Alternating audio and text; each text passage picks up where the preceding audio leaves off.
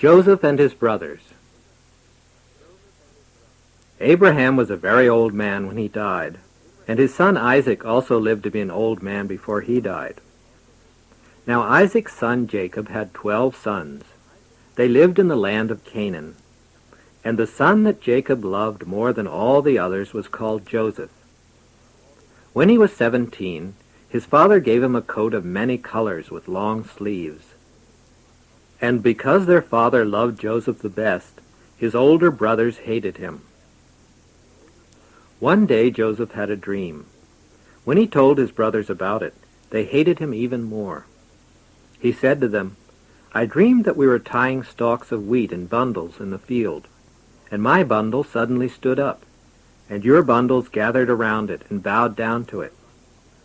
One of the brothers said, "And what is that supposed to mean? Does it mean that you will rule over us?"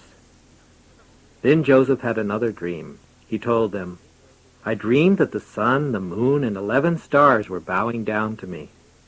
When his father heard about this dream, he said to Joseph, "Does this mean that I and your mother and all your brothers will bow down to the ground before you? What kind of a dream is that?" He scolded Joseph, but he did not forget the dream.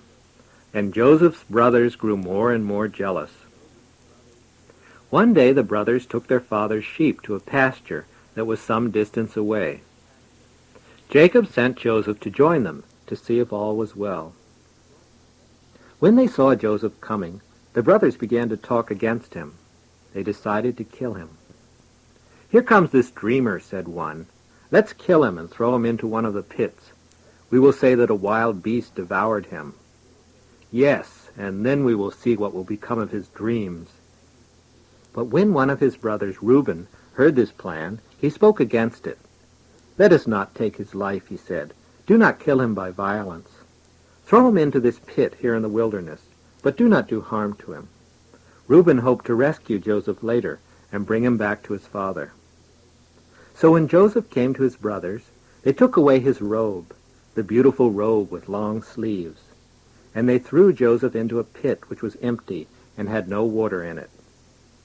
Then the brothers sat down to eat, and as they were eating, they saw approaching a caravan of traders on camels. These men were on their way to Egypt.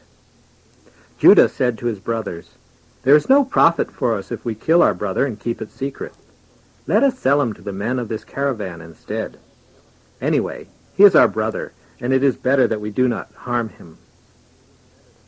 The other brothers agreed, and when the caravan came close, they brought Joseph up out of the pit. They sold him to the traders for 20 pieces of silver.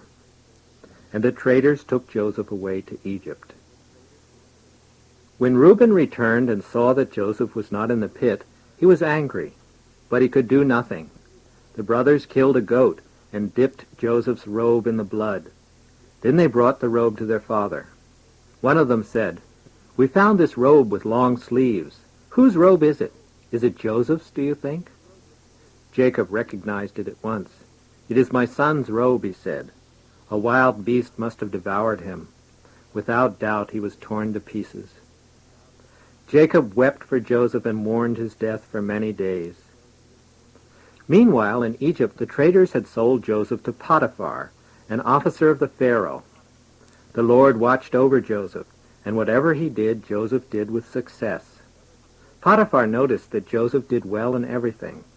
So Potiphar made him overseer of the household. Joseph was put in charge of all that Potiphar had. And because the Lord was with Joseph, the affairs of Potiphar's house prospered. Joseph was a handsome, good-looking man. Potiphar's wife was always looking at him. One day she said to him, "Come and lie with me."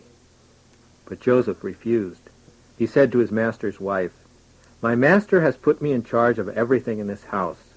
He has given me control over everything except yourself, because you are his wife.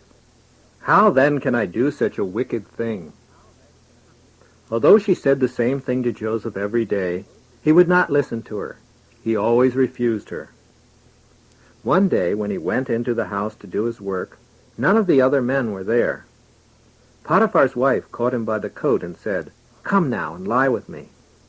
But Joseph twisted out of the coat and left it in her hand, and then he quickly ran out of the house. When she saw that he had left his coat in her hand, she called to the other men in the household, "Come here quickly! This Hebrew has tried to insult us.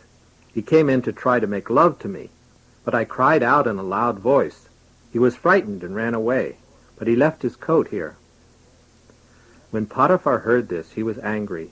He had Joseph put into prison. But the Lord was still with Joseph. The keeper of the prison noticed Joseph and was kind to him. The keeper trusted Joseph and put him in charge of other prisoners that were there. Some time after this, the Pharaoh's butler was sent to the same prison. And one night he had a strange dream. In the morning, Joseph interpreted his dream for him.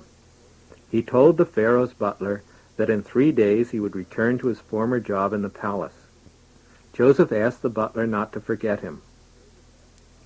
3 days passed, and the Pharaoh had a birthday.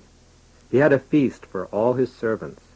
He restored his butler to his former job, but the butler soon forgot about Joseph, and he remained in prison.